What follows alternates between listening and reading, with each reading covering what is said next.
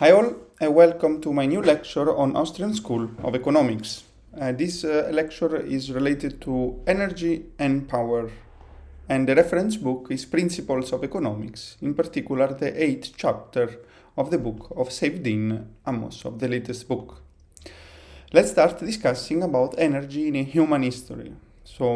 Understanding the role of energy production and utilization is essential to all economics decision making in the modern world.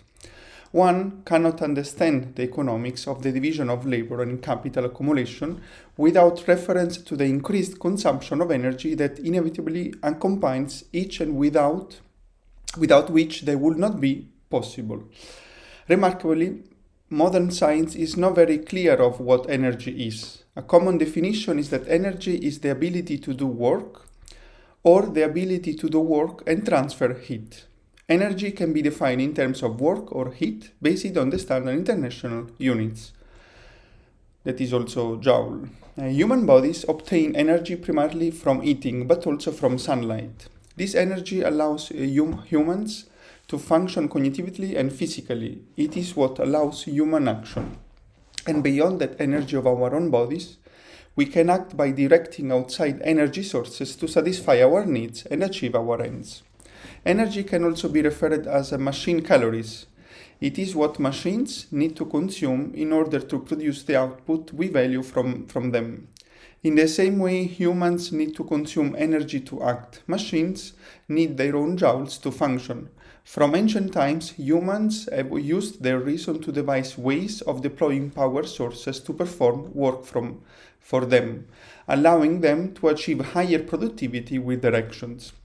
This has helped us to economize time in achieving our ends, increasing our chance of survival. For example, for transportation, the car is a machine that produces around between 150 times the power of a horse and between 1,500 and 5,000 times the power of a human.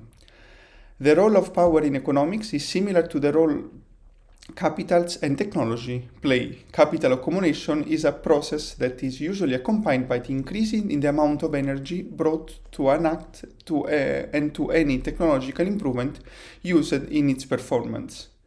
In pre-agriculture societies, humans used the raw energy of nature to survive, principally the sunlight.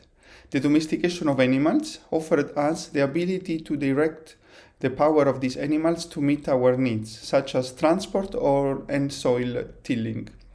Around the 17th century, humans began to extract and burn coal, and by the 19th century, humans has also learned to utilize crude oil and natural gas from the earth for their energy content, resulting in increased standards of living wherever they are available. Now, let's discuss also about the energy abundance. One of the most common misconceptions about energy is that it is limited and scarce. In the popular imagination, the Earth has a limited supply of energy that humans consumes whenever they eat or move anything. This scarcity perspective views energy consumption as a bad thing because anything that consumes energy depletes our planet's finite supplies of it. The reality is very different. The total amount of energy source available for humans to exploit is practically infinite and beyond our abilities to even quantify, let alone consume. The solar energy that hits the Earth every day is hundreds of times larger than the total daily global energy consumption. The same is true of the winds that blow and the hydrocarbon fuels that lie under the Earth, not to mention the many nuclear fuels we have barely begun to utilize. In particular, very important, the amount of solar energy that falls on Earth in 1 hour is more energy than the entire human race consumes in 1 year.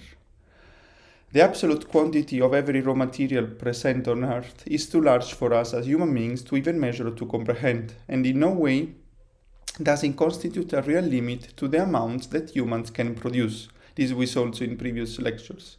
What constitutes the practical and realistic limit to the quantity of any resource is always the amount of human time that is directed towards producing it, as this is the only real scarce resource. as we have seen. And now we apply to energy. So there is no energy scarcity problem because energy cannot run out as long as the sun rises, the rivers run, and the wind blows. The only limit on how much energy is available to us is how much time humans dedicate towards challenging these energy sources from places where they are abundant to places where they are needed. When people want more energy, they are willing to pay more for it, which incentivizes more of its production at the expense of producing other things. The more people desire it, the more it can be produced. The scarcity of energy is relative scarcity, whose cause lies in its opportunity cost in terms of other resources. So this is the real scarcity, is the relative scarcity, whose cause lies in opportunity cost in terms of other resources. Energy is not an economic good, but power is. Humans cannot value energy sources in aggregate, but only at the margin. Again, the law of marginal utility. So they value the next unit of energy directed to the satisfaction of their needs over forthcoming period. And so energy is not scarce, but what is scarce is power. And now we move into power scarcity. Mises and Menger's explanation of margin evaluation can be applied, in fact, to thinking about the energy market. Energy is analogous to the total supply of gold and iron in that they are more akin to nebulous concept than economic goods that can be directly brought into satisfying human needs. People do not buy the total supply of iron, but only the marginal quantity they need to satisfy the marginal need at a particular time and place in which they buy it. Similarly, people don't buy energy in total. They buy definite quantities of energy delivered with a desired intensity of periods of time in which they want work done. They buy energy over the marginal time unit. So they buy power. Energy divided by time is power. Energy scarcity lies not in its absolute availability, but in its availability in sufficient quantities when and where it is needed, in the form in which it is needed. To the extent that energy provides utility to humans, it does so at the margin in forms of power. As humans value goods at the margin, humans value energy in form of power, the quantity of energy provided per second. With this mental framework, we can then understand the enormous values humans find in energy sources that can deliver high amount of power over a short period of time, in particular hydrocarbon. They are chemically stable, light, and easy to transport and lend themselves to being used for purposes that demand high power on demand and on location. The introduction of hydrocarbon fuels has vastly increased humanity's potential for generation power. In fact, a strong man can produce an amount of power of circa 200 watt. In 1832, the first water turbine could produce 38 kilowatt, and a gas turbine in 1970 could produce 10 megawatt. Nowadays, a particular type of Siemens gas turbine generates 410.9 megawatt, much more than what a person can produce. Both in transportation and agriculture, in 3 centuries of technological process have significantly increased the amount of power, and the one at disposal of a farmer increased by 6,000-fold, 6,000 times. Alex Epstein makes a compelling case for how hydrocarbon fuels are the root of modern prosperity.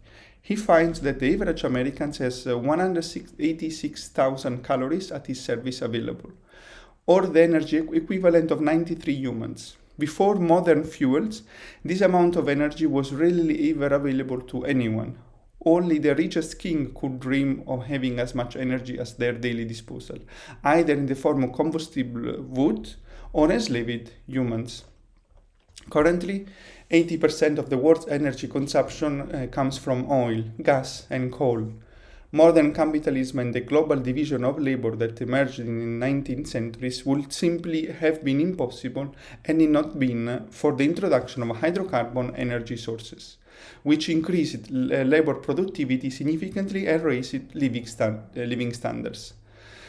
Without these energy sources powering modern engines and machinery, labor productivity would not have risen to the point where workers were able to produce far more value than they needed to survive, and thus considerable resources to trade with others. So capital accumulation took off in a fundamentally different way after these fuels allowed humans to use rapidly growing quantities of power. Modern civilization and most of its achievements would not be possible without levels of energy consumption that are complete outliers by historical standards. The relationship between energy consumption per capita with standard quality of life is very clear. The more a society is able to harness and consume energy, the more it is able to provide itself with the basic needs of modern life, and the less is the percentage of people in extreme poverty. So there is the direct correlation between energy and living standards. And now we move to the last slide that is related to the power of hydrocarbon alternatives. So, compared to sustainable alternatives, it is common for promoters of wind and solar energy to argue that they are cheaper than hydrocarbons because their fuel is free, since there is none in charge of sunshine or wind. Marginal analysis can help us understand the problem with wind and solar energy as alternatives to hydrocarbons. Energy is not purchased in the aggregate in abstract, as we have said before. It is purchased at the margin in specific quantities at particular intensities over time.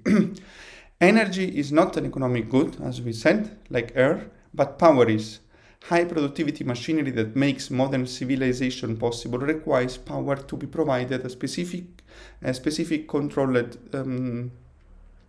intensities on demand. Power from windmills and solar panels is intermittent and unpredictable, since it is only available when wind blows and when the sun shines. By contrast, hydrocarbon power sources are easily transportable and storable, allowing them to be present in large quantity when and where they are to be needed. Once the modern machinery and infrastructure have been constructed, hydrocarbon power becomes available on demand at the precisely intensity needed, at a very small marginal cost.